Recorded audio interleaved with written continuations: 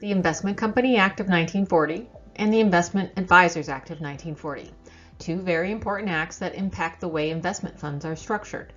This video will discuss the key parts of each of these acts and potential exemptions issuers can utilize to avoid certain registration requirements.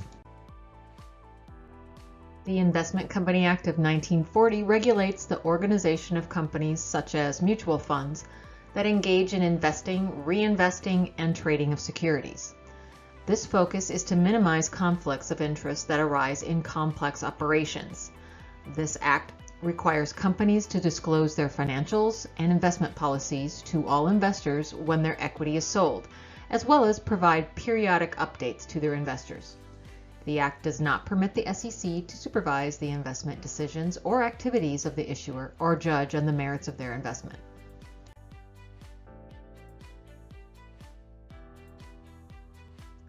The Investment Advisors Act of 1940 regulates investment advisors.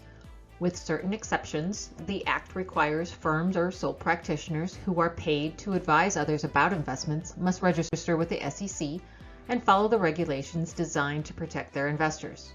Generally, only advisors who have at least $1 million of assets under management or advise a registered investment company must register with the SEC. Other investment advisors typically register with their state.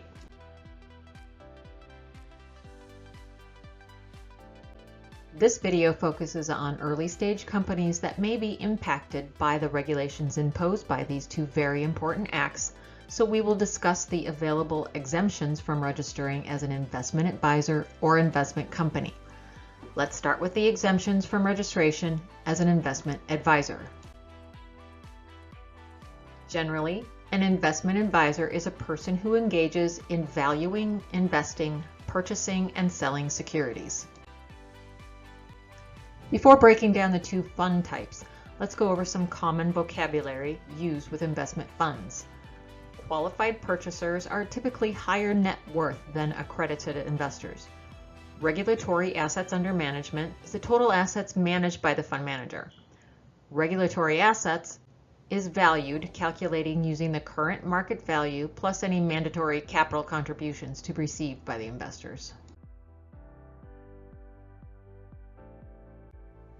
Two commonly relied upon exemptions are the private fund advisor exemption and the venture capital fund advisor exemption.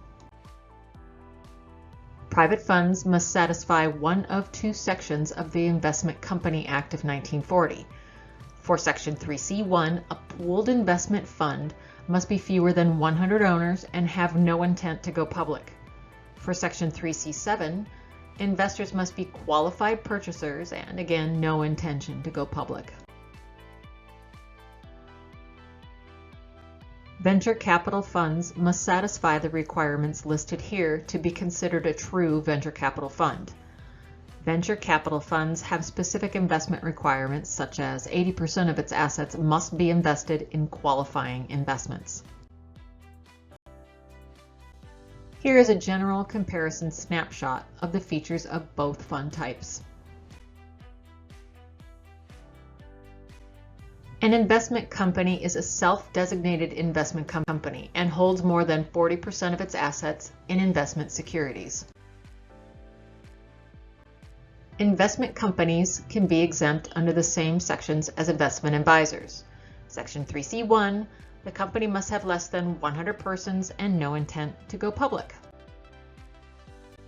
Section 3C7, the fund may have up to 2,000 qualified purchasers and no intent of a public offering. You recall that qualified purchasers are generally higher net worth than accredited investors.